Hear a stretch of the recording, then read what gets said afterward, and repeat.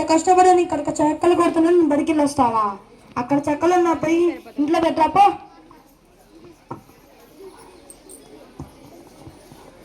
Post post sir post.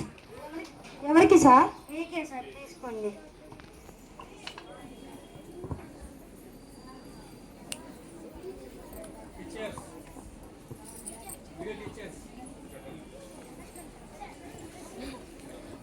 అయ్యో ఇప్పుడు నాకు చదవటం రాదు. ఇప్పుడు ఎలా చదవాలి నేను? ఇక్కడ వస్తే బాగుండే. అబ్బాయి అబ్బాయి ఆగవా, ఇది చదవవా?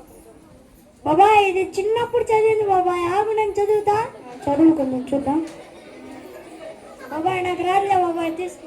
ఎవరురా బాబు నువ్వు? చిచి, ఎవరు వస్తేనే బాగుండు. అబ్బా బాబా నిజం చెప్పబ్బా ప్లీజ్. ఇదేనా బాబాయ్? ఇదే. నేనేమో చదువుకోలేదు, బాబాయ్ ఏమో నాకు ఇస్తున్నాడు. కాసేపు యాక్షన్ చేద్దాం. బాబాయ్ నాకు రాదు. నువ్వు కూడా ఏంట్రా? చిచి చిచి.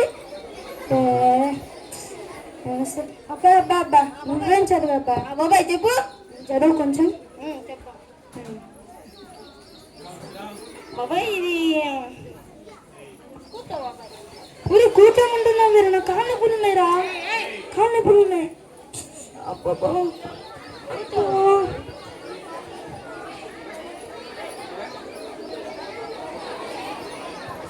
పడుకుంటున్నావు ఇంద్రా చదువుకోమంటే, చదవమంటే.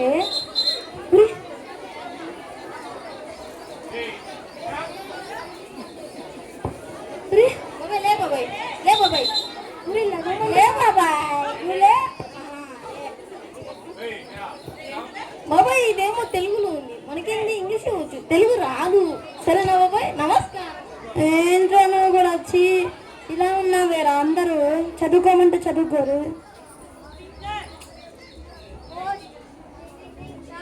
పోస్టప్ప ఆగవా, ఇది చదవవా కొంచెం? నవదీప్. ప్రియమైన అల్లుడు గారికి మీ అత్త మామ రాయినది ఏమనగా మీ భార్యకు.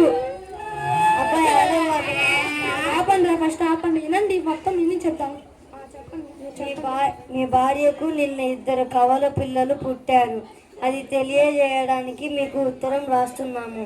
ఇట్లు మీ మామయ్య. అది చెప్తున్నాను, తీసుకోండి. అందుకనే రా ఎప్పుడు ఉదరం అడగకూడదు. ఇట్లాంటి టైం నువ్వు ఎట్లాగా చదువుకోలేదు, నీకున్న ఒక్కగానొక్క కొడుకుని బాగా చదివించు. ఇట్లాంటి సమయంలో ఉపయోగపడతాడు. సర్లే బాగా వస్తా. రే నాన్న, నువ్వు మంచిగా చదువుకొని నాకు మంచి పేరు నిలబెట్టాలా? ఆ బ్యాగ్ తీసుకొని పోయి స్కూల్కి వెళ్ళిరా పో.